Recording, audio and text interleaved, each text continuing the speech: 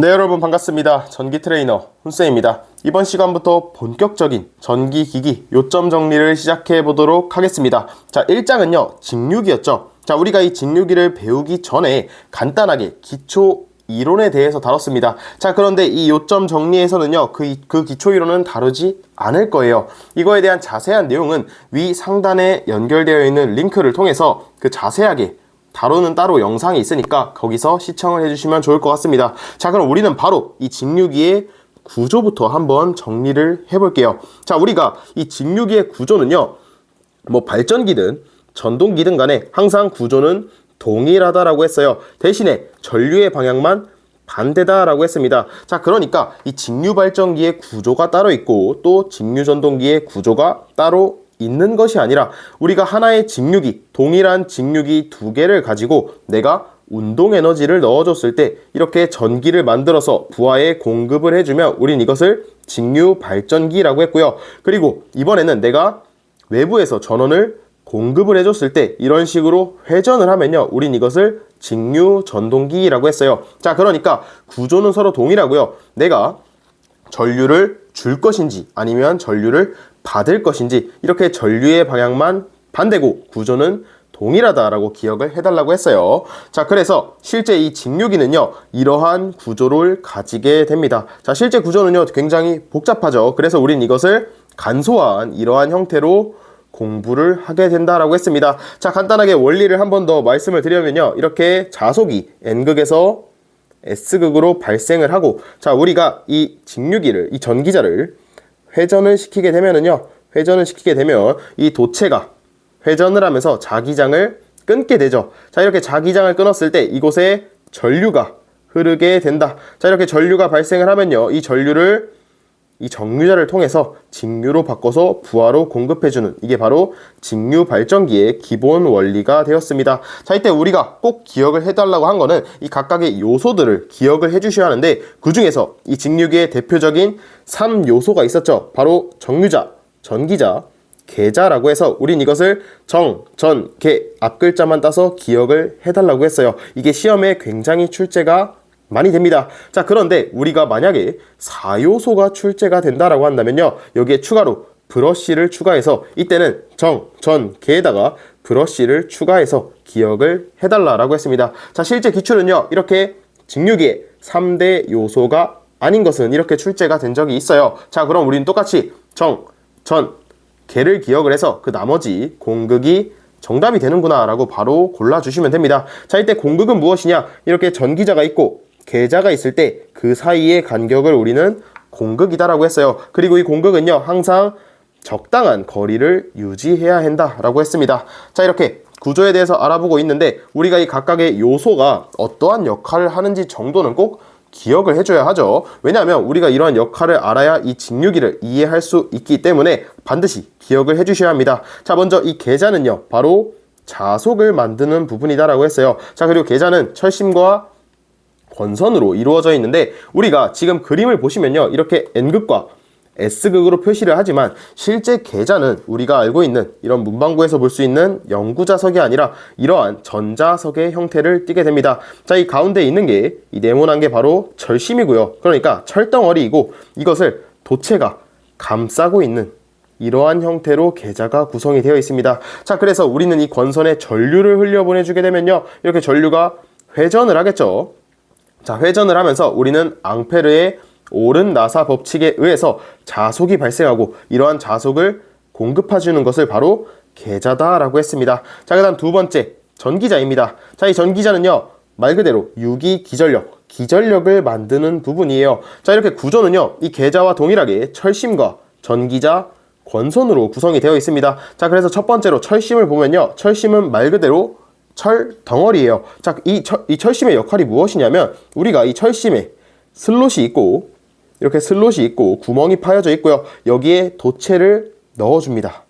자, 그리고 우리가 이 철심을 회전시키면서 그 권선이 주변에 있는 자기장을 끊어서 기전력을 만드는 역할을 해요. 결국에 이 철심은요 회전을 해서 이 도체가 자기장을 끊을 수 있도록 그러한 역할을 한다라고 생각을 해주시면 됩니다. 자, 실제 시험에서는 뭐가 나오냐, 우리가 이 철심은요 철덩어리라고 했어요. 자, 그래서 철손, 손실이 발생을 하고 우린 이러한 손실을 줄이기 위해서 이 철에다가 규소를 함유하고 그리고 규소를 함유한 강판을 성층하면서 우리는 철손을 줄이게 됩니다. 자, 이때 우리가 규소를 함유하는 이유는요, 히스테리시스 손을 감소하기 위해서이고요. 그리고 이것을 성층하는 이유는 와류손을 감소하기 위함입니다. 실제 시험에서 이게 굉장히 출제가 많이 됩니다. 전기자기학에서도 출제가 되고요. 기기에서도 출제가 되는 내용입니다. 그래서 이것을 기억을 해주셔야 하는데 우리가 히, 규, 와, 성으로 기억을 해줘도 되고요. 아니면 이렇게 규소를 적어주고 이 규소 안에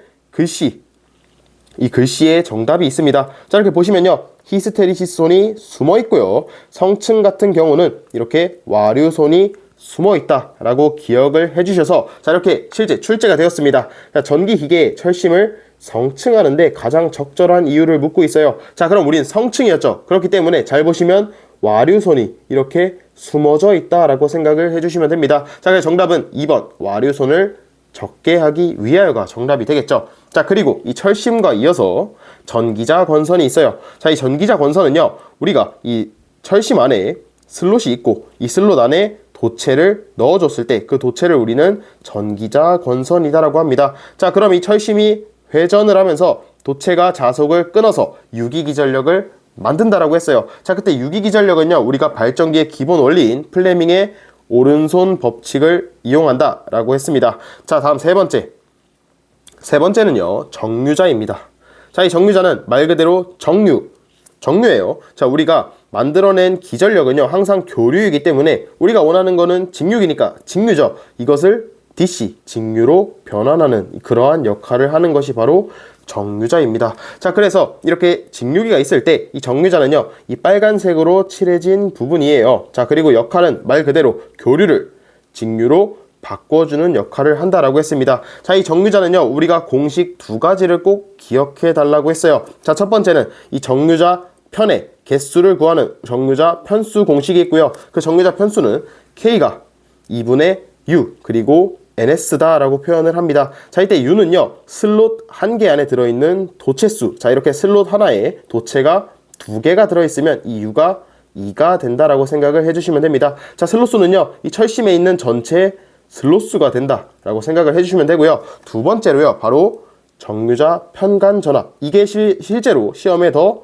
출제가 많이 된다라고 했습니다. 자, 그래서 이 공식을 여러분들이 꼭 외워주셔야 하는데, 자, 의미가 중요하다라고 했었죠. 자, 이 정류자 편간 전압이에요. 말 그대로 이 정류자 편, 1번 정류자 편과 2번 정류자 편이 있을 때 그 둘 사이의 전압을 우리는 정류자 편 사이의 전압, 정류자 편간 전압이다라고 했습니다. 이것을 좀 더 쉽게 이해하기 위해서는요, 이렇게 커패시터 양단의 전압이라고 생각을 해주시면 됩니다. 자, 커패시터도 이런 강판 두 개 사이에 절연물로 채워져 있죠. 자, 정류자 편간도 이렇게 정류자 편 그 사이에 절연물이 채워져 있으니까 그 사이의 전압, 이렇게 동일시해서 생각을 할 수가 있습니다. 자, 이 공식은요, VC는 K분의 P 2로 표현을 할 수가 있고, 자, 이 K는 위에서 구한 정류자 변수이고요, P는 극수, 그리고 E는 유기기전력 또는 단자 전압이다라고 했어요. 자, 실제 시험은요, 이렇게 출제가 되어 왔습니다. 자, 문제를 보시면요, 우리가 공식을 알면 이 각각의 값들만 대입을 했을 때 바로 정답을 구할 수 있도록 출제가 되니까 이 공식을 꼭 외워주셔야 한다라는 겁니다. 자, 그 다음 마지막 사요소라고 했을 때 우리는 브러쉬까지 추가를 해달라고 했어요. 자, 이 브러쉬의 역할은 이렇게 만들어진 교류에서 직류로 바꿔준 그러한 전압을요, 밖으로 인출해주는 역할을 합니다. 자, 그래서 정류자에서 정류를 했어요. 정류를 하고 이 브러쉬를 통해서 부하에다가 그런 전기를 공급해주는 역할을 합니다. 자, 여기서 기억하시는 거는 딱 하나입니다. 자, 이 브러쉬를 중성축에서 이동시켜야 할 때가 있어요. 자, 그때 이동을 시키는 기구를 우리는 로커다라고 했습니다. 자, 이 로커도 시험에 출제가 될 수 있으니까 꼭 기억을 해주셔야겠습니다. 자, 이렇게 구조에 대해서 알아봤고, 다음은 전기자 권선법입니다.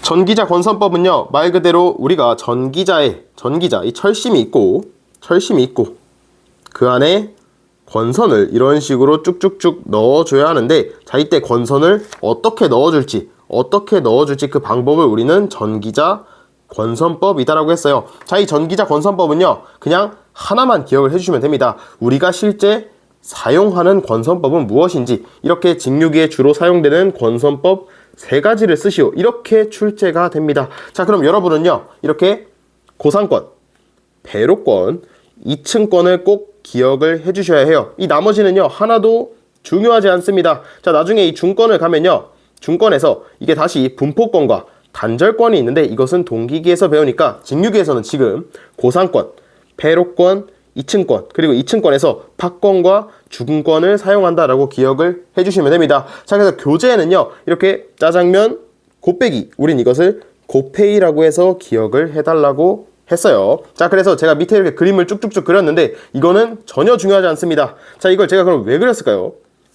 제가 이걸 직접 그린 건데 지금 좀 잘 그리지 않았습니까? 사실 자랑할 네, 이렇게 우리가 그림을 보고 이해를 하면 좀 더 도움이 되겠죠. 자, 그래서 제가 이렇게 그림을 그려서 각각의 권선이 어떻게 되는지 한번 간단하게만 정리를 해보겠습니다. 자, 먼저 첫 번째로 이 권선법은요, 고상권과 환상권으로 나뉘게 됩니다. 자, 이때 우리는 환상권을 사용하지 않아요. 이 환상권은요, 도체를 감아서 이렇게 밑으로 감기는 이러한 형태를 우리는 환상권이라고 합니다. 자, 이때 환은 고리환자라고 해서 링과 같은 형태다라고 생각을 해주시면 되는데, 자, 이렇게 안쪽으로 감싸게 되면은요, 제작이 불편하고요, 기절력이 감소를 하게 되기 때문에 우리는 이 환상권을 사용하는 게 아니라 겉에만 감는 고상권. 자, 이때 고는요, 북고자입니다. 자, 우리가 북을 떠올리시면 이렇게 옆면만 줄이 감싸져 있죠. 자, 그래서 고상권도 옆면만 권선을 감싼다라고 생각을 해주시면 됩니다. 자, 그 다음 두 번째, 다시 패로권은요, 다시 이 고상권은요, 패로권과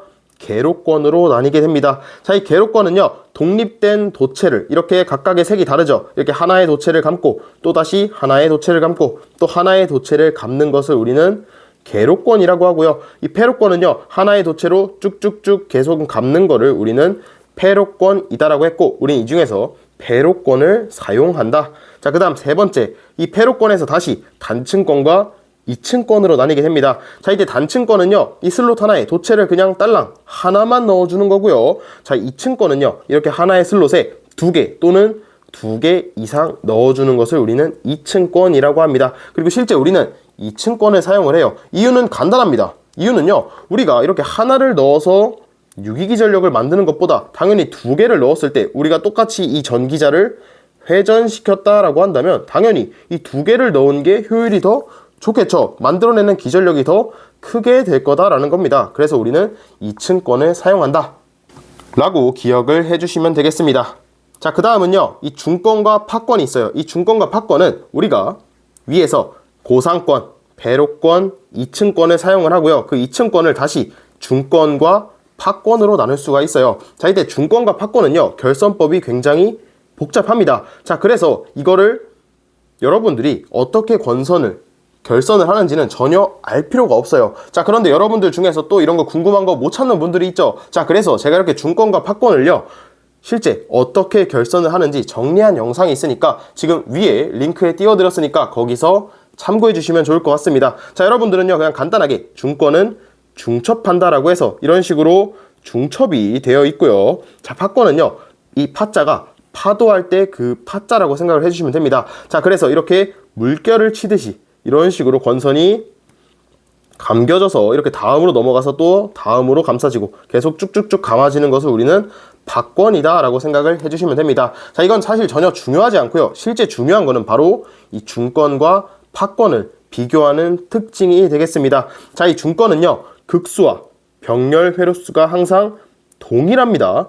자, 그리고 이 파권은 반면에 이 병렬 회로수가 극수가 아무리 늘어난다라고 해도 항상 2로 고정이 되게 됩니다. 자, 그래서 어떤 특징이 있냐, 이 중권은요, 저전압, 전압이 낮은 곳, 그리고 전류가 높게 흐르는 곳에 사용이 되고요, 반대로 파권은요, 전압이 높고 전류가 적은 곳에 사용을 한다라고 했어요. 자, 추가로요, 이 중권 같은 경우는 극수가 늘면 늘수록 이렇게 병렬 회로수가 증가하기 때문에 이런 순환 전류를 방지하기 위해서 균합판을 설치를 하고요, 파권은 죽었다 깨어나도 극수가 항상 다시 이 병렬 회로수가 항상 2이기 때문에 순환 전류가 잘 흐르지 않고, 그래서 균합판을 설치할 필요가 없다라고 했습니다. 여러분들이 이 결과만 기억을 해주시면요, 이와 관련된 문제 전부 다 풀 수 있어요. 자, 이렇게 기출문제가 있습니다. 직류기에서 권선을 단중 파권으로 감으면 어떻게 되는지를 묻고 있어요. 자, 이때 단중 파권, 즉 파권입니다. 그렇기 때문에 특징이 전기자 병렬 회로수가 극수에 관계없이 항상 2다. 이게 바로 정답이 되겠죠. 이 특징만 알면 절대 틀릴 일이 없다라는 겁니다. 자, 여기서 추가로요. 우리가 보통 이렇게 문제에 아무 말이 없으면 이렇게 단중이라고 생각을 해주시면 되는데 가끔 이렇게 다중, 중권으로 출제가 될 수가 있어요. 자, 이때 M은요. 다중도를 의미를 해서요. 자, 이때는 병렬 회로수가 극수가 동일한 게 아니라 이렇게 다중도를 곱한 것이 병렬 회로수가 되게 됩니다. 자, 이때 다중도는요. 이러한 병렬 회로수가 몇 개가 있는지를 묻는 거와 동일하다라고 했어요. 자, 그러니까 예를 들어서 M이 2라고 한다면 자, 이러한 병렬 회로수가 곱하기 2개가 있다라고 생각을 해주시면 됩니다. 자, 당연히 이 회로가 2개니까 병렬 회로수도 2배로 늘어나게 되겠죠. 자, 이런 식으로 기억을 해주시면 됩니다. 자, 이번 영상은요. 이렇게 권선법까지 정리를 해보았는데 제가 지금 이 요약 정리를요. 바사네듀 네이버 카페에 지속적으로 제가 작성을 해서 업로드를 해드릴 겁니다. 자, 그래서 이 영상을 보고 내가 이 요약 정리가 필요하신 분들은요. 제가 지금 밑에 댓글에 링크를 걸어 드릴 거예요. 자, 여기서 가볍게 가입을 하시고 네이버 카페를 가입을 하시고 자료실에 들어가시면 지금 이 내용을 쉽게 여러분들이 무료로 다운을 받을 수 있으니까 이 점 참고해 주시면 좋을 것 같습니다. 자, 그럼 저는요. 이번 영상은 여기서 마무리하고 다음 요약 정리가 되는 대로 다음 영상을 찍어보도록 하겠습니다. 자, 감사합니다.